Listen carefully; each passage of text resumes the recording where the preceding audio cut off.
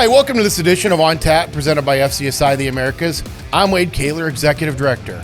On Tap this week, I have a member who's been a part of almost every aspect of FCSI.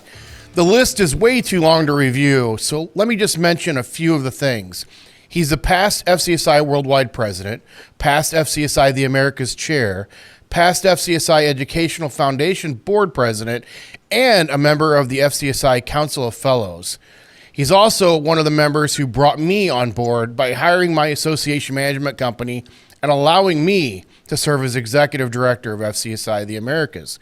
If you cut this man open, I'm sure he would bleed purple and gold FCSI colors. He and I have gone through a lot of turmoil together during that first year when he was chair and I was executive director, and we spoke every single day on Skype. Throughout that, we've become very good colleagues and one of my best friends throughout. Please welcome the Director of Management Advisory Services for Clevenger Associates, Mr. Ed Norman. Hey, Ed. How's it going? Morning, Wade. It's good to see you. Good. How are you? I'm doing good, man. It's so good to see you. We still talk quite a bit, but I actually haven't had the one-on-one like this old Skype way here today. So yeah, it's kind of a little throwback to what we did before.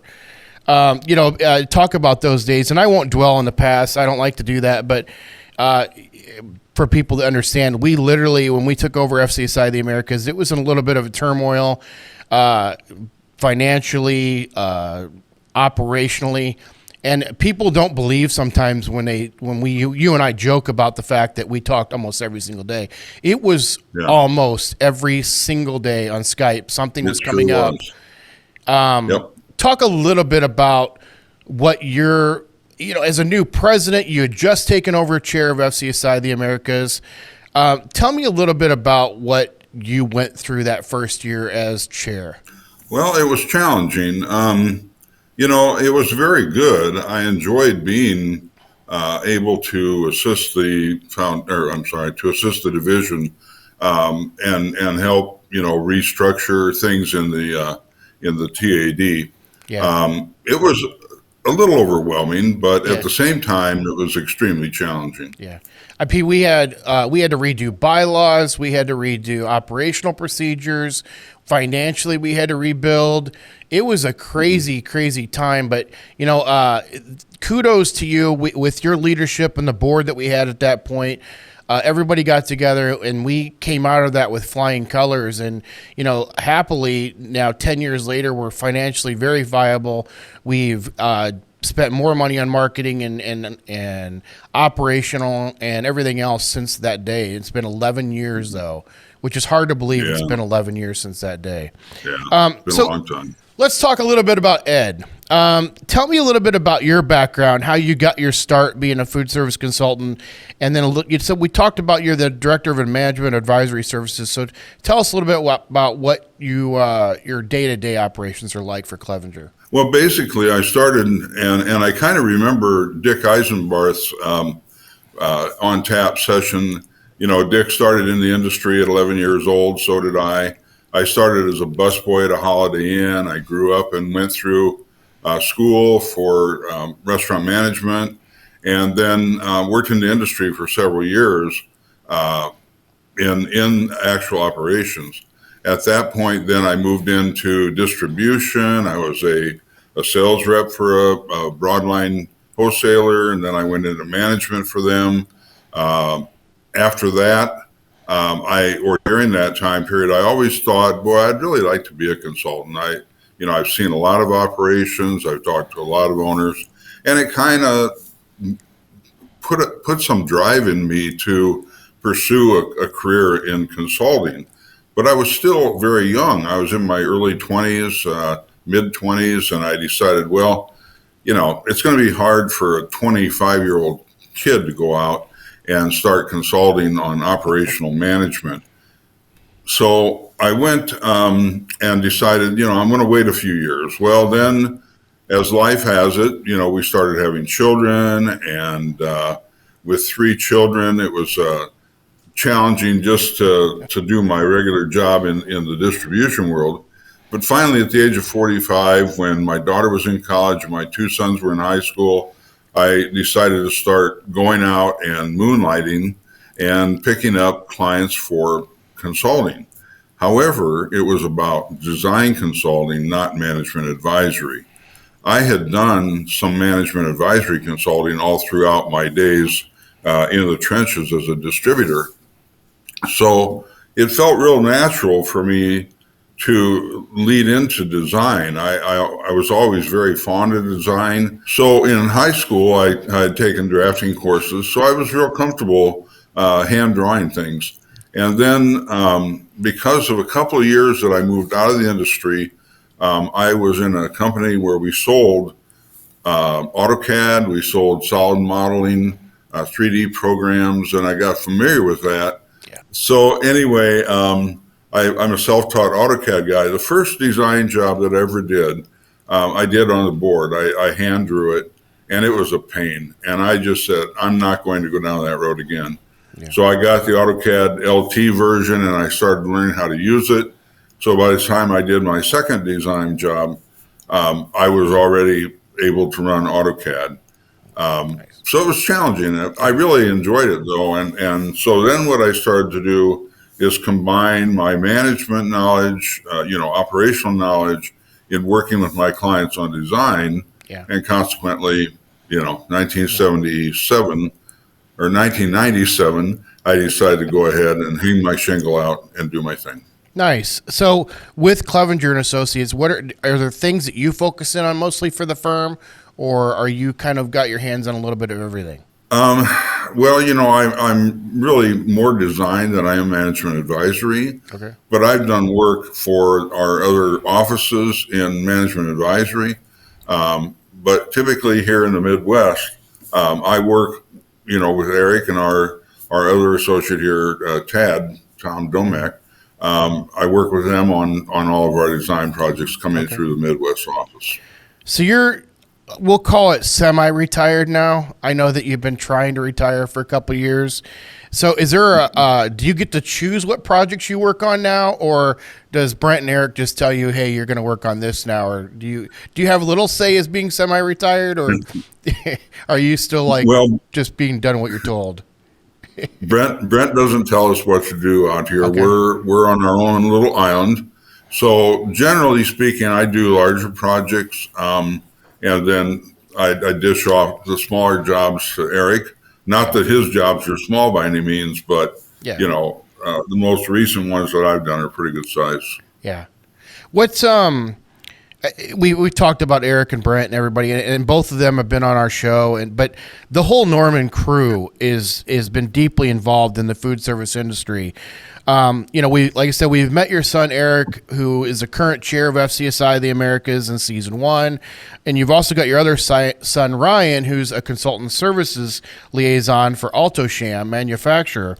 What is it about the industry that they saw growing up and saw you working in that made them want to get involved with Dad's line of work? I have no idea. Eric knew at an early age that he wanted to come into the company. And in fact, in high school, junior year of high school, he said, Dad, I'd like to come and learn how to do what you do. Yeah. He got a pretty rude awakening after he worked with me during high school and then did some mentoring during college. His first week on the job was an eye-opener. And I just recall one day he came into my office when he was in full-time, about a week into it, and he said, Dad, how in the heck do you know everything you need to know? And I said, well, Eric, you just learn. You learn as you go through time. Yeah. As far as my son, Ryan, who's a great kid, Ryan spent a little time working with us. Yeah. But there was a point in time when Ryan said to me, Dad, I want nothing to do with food service. I am never going to go into that industry. And lo and behold, after 4 years of college, he decided, hey, I'm going to become a chef. Yeah. I said, really? You're going to become a chef, and you told me you didn't want anything to do with the industry. So, it's kind of fun that both of the boys are in the industry, and we have a lot of great times at, the various events and things, and I'm really very proud of them. Now, you said in an interview a few years back that when you retired fully retired, that would be, that you and your lovely wife, Deb, would take off driving in a cross-country adventure together. I've been asked to when I can report back to Deb to find out when that's going to take place. Well, actually, we're not going to do the driving part. Okay. We have a vacation plan to Key West in February. Nice. We have an Alaskan cruise booked in August. We're hoping to get out to Niagara Falls sometime in May or June. So, as much as I've kind of held back in fully retiring, this coming year is going to be a busy year for us travel-wise. And then maybe after that, we'll do more, on the road in the car. Nice. Very good. But as you know, our motorhome got wiped out, so we decided not to go down that road again. Okay, so not going to redo it yet. Okay. I don't think so. In all the projects you've worked on, in the last 30, 40 years of being a food service consultant or being involved in the industry, what's one of the projects that maybe that comes to your mind right away as far as your favorite project you've worked on? Boy, I tell you, Wade, I can't single it out. I thought about that when we set up the interview for today, and I've had so many really great projects. It's hard to single out one that I'd say is the best of the bunch. Mm-hmm. Just recently, we had a project come in for Rivian Automotive in Normal, Illinois. And that one was, it was all three of us working on the project out of the Midwest office. And we went from nothing to fully done in 3 months' time. Wow. The plant is capable of serving 7,000 to 8,000 meals a day. That one was really all hands on deck. Everybody hustled. We were just pushed like crazy because of Rivian's timeline. Yeah. And then that one I'm really super proud of because I think we did a great job on that project. Congratulations. I don't know if you realize they just got named Motor Trend Trucker of the Year as well. No, I didn't know that. Yeah. Well, thanks. Yeah. So there you go. It's all because of you. Oh yeah, right. What is in all the other years, let's go on the flip side of that. What's one of your greatest screw ups? Well, I also thought about that. Early in my career, I think Eric was on board, but a good friend of mine here in town, Gil, he was the park and rec director for the city. And Gil came to me and he said, Ed, we want to redo the clubhouse at one of the local golf courses. I said, okay, great. So it's a small little concession stand, basically, nothing really very difficult. But what had happened, I went in and I took all my measurements. We did the layout. We reviewed all the plans and the architect was on board. And then one day I'm sitting in the office with Eric and the phone rings and it's Gil, and he said, hey, Ed, he said, I think you better come up here. Come up to Bunker Hill Golf Course. And I said, okay, I'll come up. So I ran over there real quick, and I walked in, and here the exhaust hood is hanging at about 6 feet off the floor. And I looked at the hood, and I said, gee, Gil, we got a problem here, don't we? And he said, yeah. He said, I don't think anybody really took a look at how high the ceiling was. So, yeah, luckily, with the help of the hood manufacturer and Gil being a friend and being understanding of the mistake, I told him that day, I said, Gil, just don't hire anyone to work in the concession stand who's taller than 5'6". I said, you won't have a problem. But that was the biggest screw up of my career, I think.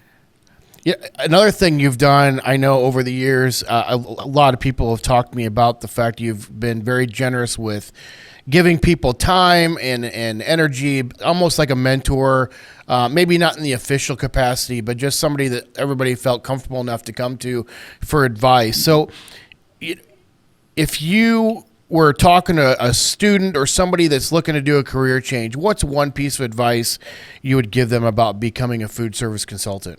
I think the main thing is to, immerse yourself in the industry, and that would be, get a job in a food service establishment or, become a bartender, anything to get exposure to the operational side of the business is going to help anyone immensely. Going in and being able to put themselves in the operation and be thinking about what's going on. Because even if you are a waitress, for example, you're still seeing how that whole operational stuff comes together. Absolutely, absolutely. In retirement, would you ever consider becoming a travel agent? I've heard you're pretty good at booking flights for wrong days and wrong times.